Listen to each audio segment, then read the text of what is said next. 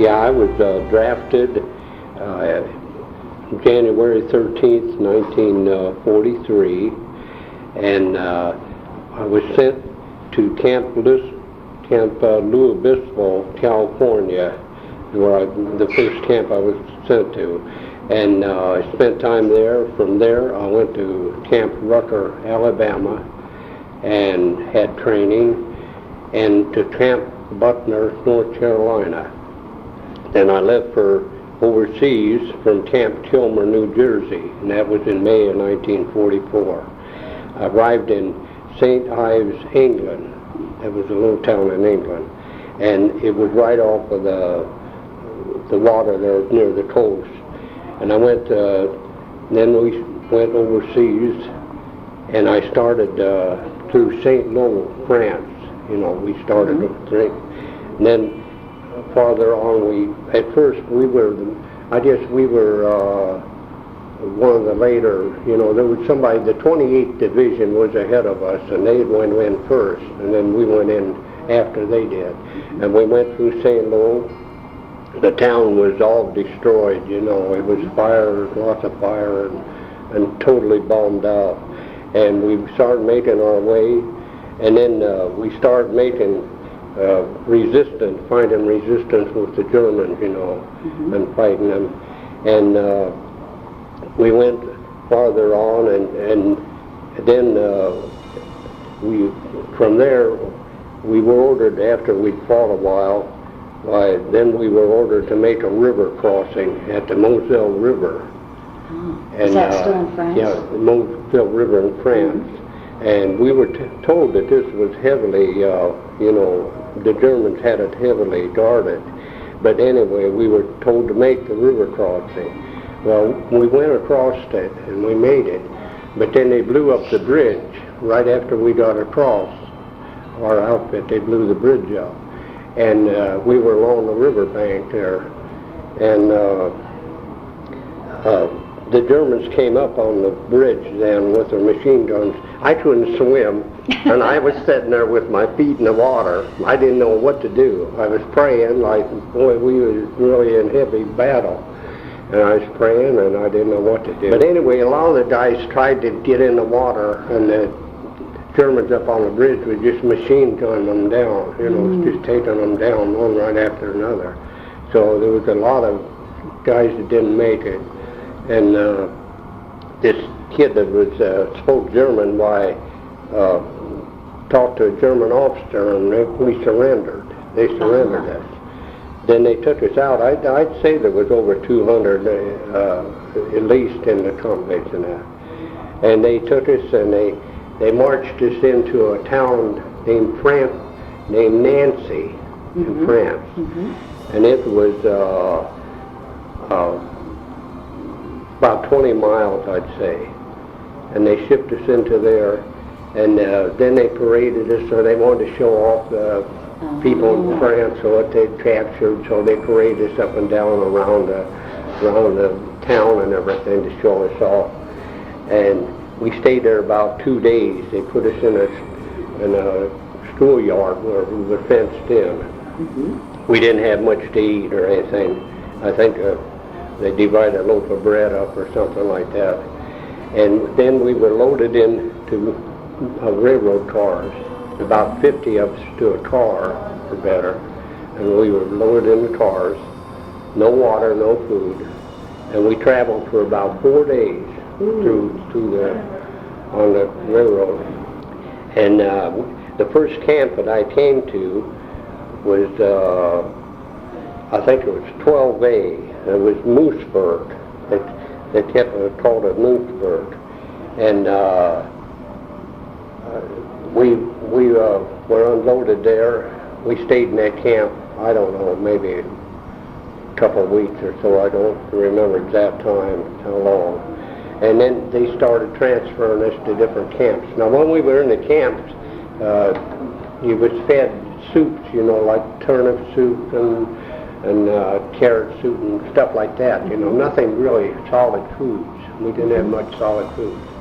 And the food was real bad.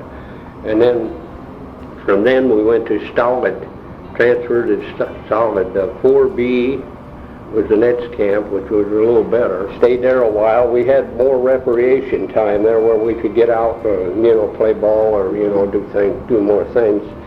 And from there I went to Camp 7A, another camp. This one was near Munich, Germany, was closer to Munich.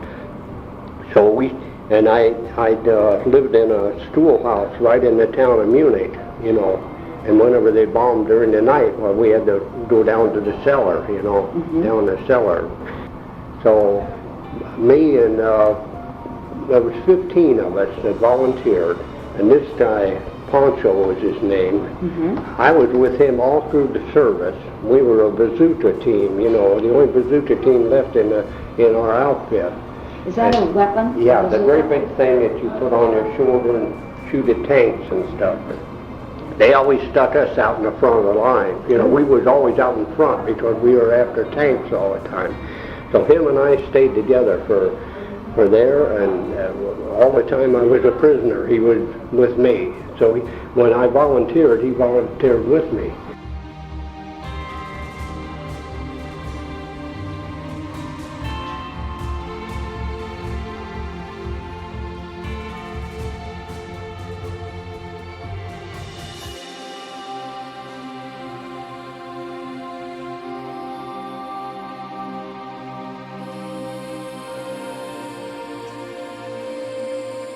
To start out introducing my father, Elza Bob Early. This is a younger picture of my dad when he was a young man, probably single at the age of in the 20s, and he got drafted in 1943 at the age of 20, and that's a picture of him as far as in his uniform in the Army. He was in the Army and landed in Normandy on D-Day, June 6, 1944. He was a Bazooka Man. Got captured by the Germans outside of St. Lo in the town of Nancy, and spent 9 months as a POW in Germany. He was awarded 3 Bronze Stars in his tenure in the Army. This is a certificate of one of those Bronze Stars. And as we go through these items of interest, this is a Library of Congress, United States Recognition Library of Congress for his service. This is the Army of the United States Honorable Discharge from Atterbury, Indiana in 1944, November 22nd. This was an article when my father returned from the city to South Bend, Indiana, that was done for him June of 1945 before his discharge, telling the story of what he had done in Germany and captured as a POW, how he was treated, and the service he had provided to the country. This is a document of record and report of separation, honorable discharge with all the medals that he was awarded, including 3 Bronze Stars right there, along with other items of marksmanship, rifle, and other things. This was dated and given to us from April 30th, 1964. This is a copy of all the medals he has. My son, Jeff Early, has all the original medals in his possession in Reno, Nevada. That Bronze Star is right here in the middle, and he has 2 other ones that are on another plaque. And the last item here is the Secretary of Veterans Affairs, Washington, D.C., dated January 6, 2025, in recognition of his service in the Army. Again, being a Bazooka Man right here, and being captured as a POW in World War II. Signed, Dennis McDonough. I'd like to introduce you to my father. He goes by the name of Elza Bob Early. On June 10th of this year, he'll be celebrating 103 years old. The story behind my father growing up was when he was in World War II. As a child, I was always curious as to what his position had been in the war and what he might have done during the war, but he was very reluctant to talk about it. So eventually, as I grew up, I continued asking him, and finally one time he said, "Steve," he says, "my position in the war was I was a Bazooka Man, and I landed on Normandy on D-Day along with my loader, Poncho, and we were part of the landing force to take back France from the Germans, and we came over from England." And I'll let my father tell you a little bit about his adventure. And when he enlisted, he was in the Army, and was basically, what year was you in, 1943? I was with the 35th Division. 35th Division? Yeah. And you were, what time, at what point did you enter into the service? In 1943? Yeah, 1943. Okay. Right. Okay, and then you went to Camp San Luis Obispo San Luis Obispo. for training. Okay, and then where did you go from Training. camp? And then I started out to different camps. First one was in Alabama. Alabama? Camp Rucker, Alabama. Camp Rucker, Alabama. The other one was in North Carolina, and it was, let me see, North Carolina. Second camp was North Carolina. Mm-hmm. And then you went on to where? New Jersey? Or Yeah, I shipped out in New Jersey. shipped out in New Jersey. Yeah. Okay. And then you went to England on the transport. Yeah. What city did you land on in England? Let's see, let me think now. I know we went to, Was it St. Ives? yeah, that's it. Okay, St. Ives, England. Ives. Okay. And that's where you trained for the invasion? Yeah, I spent some time there. And then you went over on the invasion and landed on Omaha Beach? Mm-hmm. Okay. And you said the fighting was pretty fierce in the beginning? Yeah, but I think he captured about 200 of us. And what city was that? St. Lo? It was right outside Nancy. Oh, Nancy. Okay. Nancy, France. Nancy, France. Yeah. And then what? In your position when you got captured, you came across the river, and the Germans were forcing you to the river and controlling the bridge. And then what made you decide to give up, to surrender? Yeah. I couldn't swim. You couldn't swim, so when you came to the river, Water. right, right. So you decided to rather drown in the river. Giving up was a better alternative.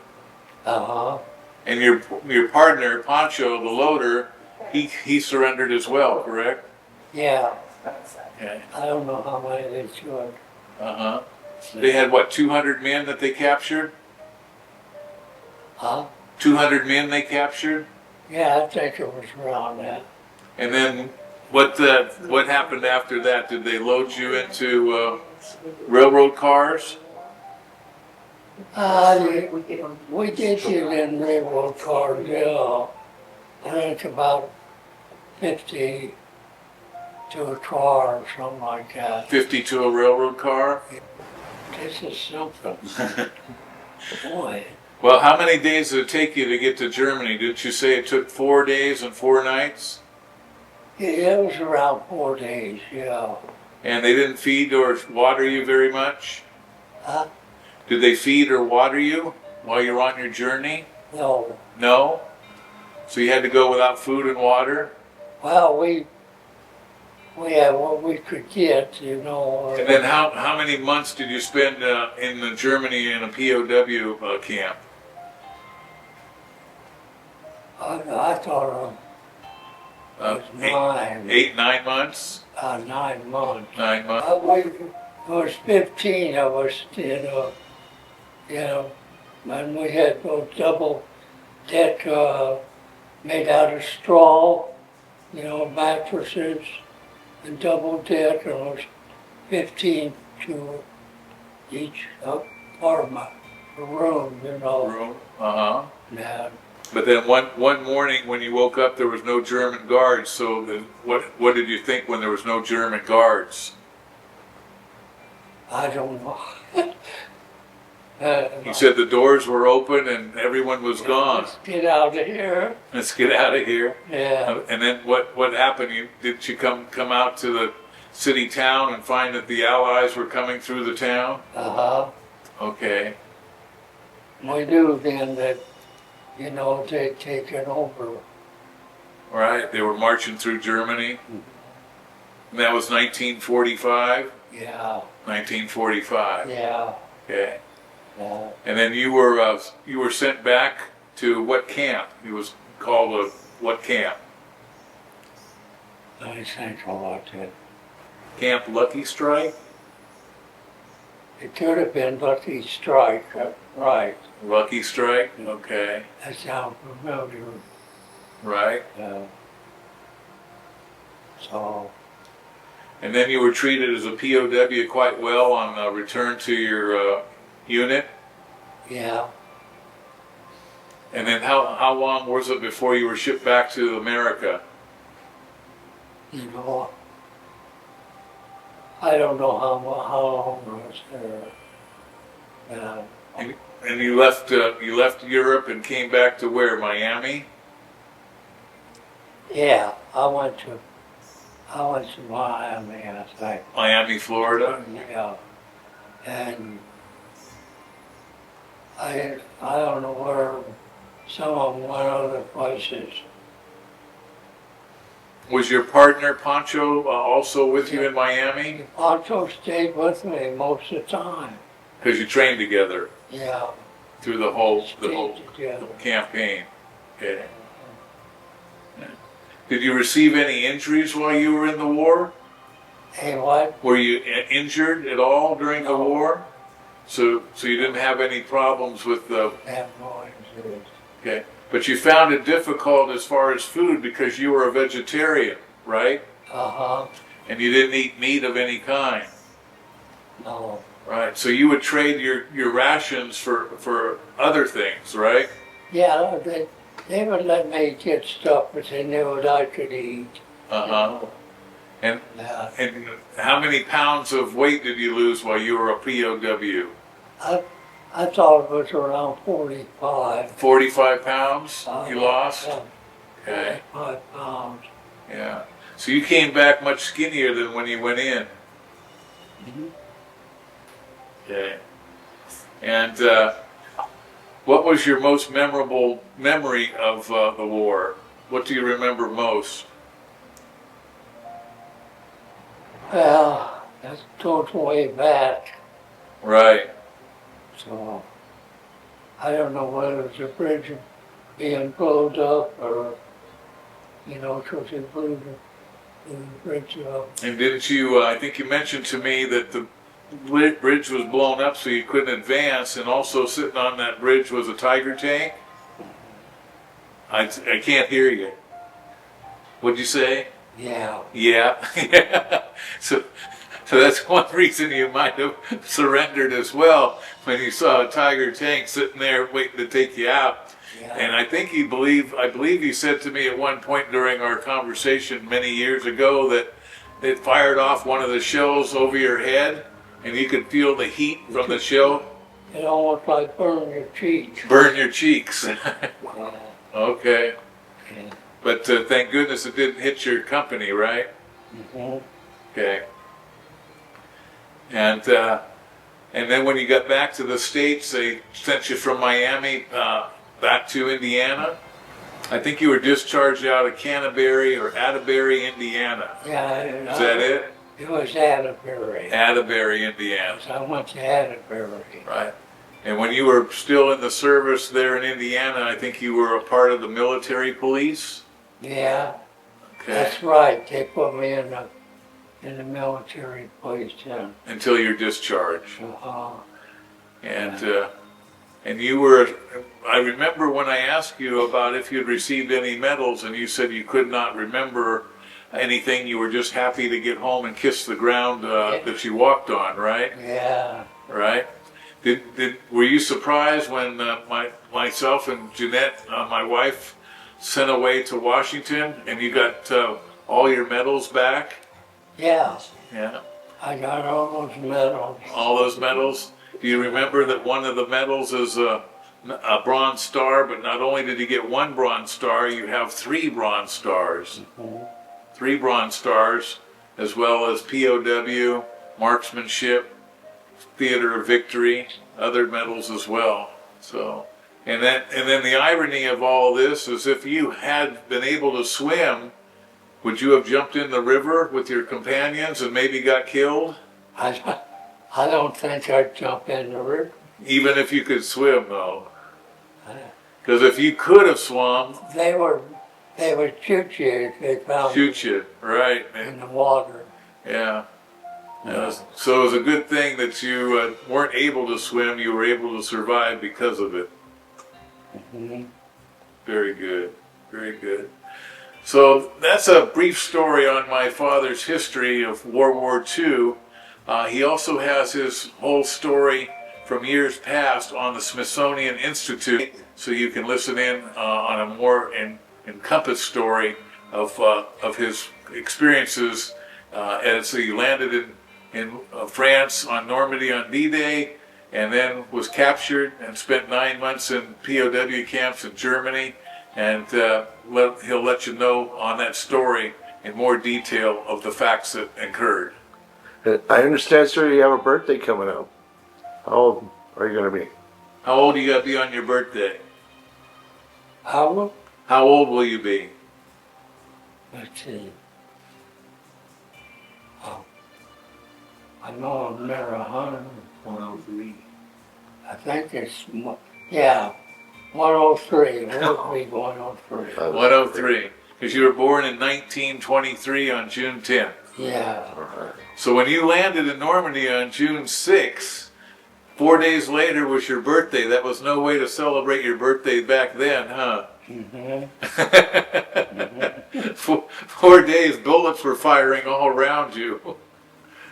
Well, we are very happy you're here now to celebrate your birthday and share your story with us, sir. We appreciate it very much. And this is a bazooka shell that Dave DeWard and the museum was so kindly able to provide to my father for this video as a remembrance to his days as a bazooka man. And he was quite surprised by that. And thank you, Dave DeWard. My father, being a bazooka man, this is what he was up against, was the Tiger tanks, along with the Panzers. This is a Tiger 1, basically 1/17 scale, and quite impressive, large, and intimidating. There was one weakness on the Tiger tank, and that was in the rear end of the tank. Not only could you hit it with something that would penetrate the thinner armor and explode the gas inside, but these vent areas for the engines were a design flaw initially, okay? Germany found that out quite rapidly, and they designed stainless steel grates. And the reason they were a design flaw is the infantry would sneak up behind the German tank and throw hand grenades down these vents. They were wide enough for the hand grenades to drop in and blow the tank up. Germany designed stainless steel grates that were covering these and quickly remedied that from being a liability as the war went on. But this was quite an impressive armament in World War II as far as the size of this compared to our American Sherman M4s, which I have over here. And you can see, again, being scale, the difference in size between a Sherman M4 and a Tiger 1, how intimidating they were on the battlefield. Just look at the muzzle and the caliber of the barrel turret compared to the Sherman and the Tiger. So we had to have 3 Shermans hunting Tigers to be able to knock one Tiger out. It was a 3-to-1 ratio. And lose 2 Shermans.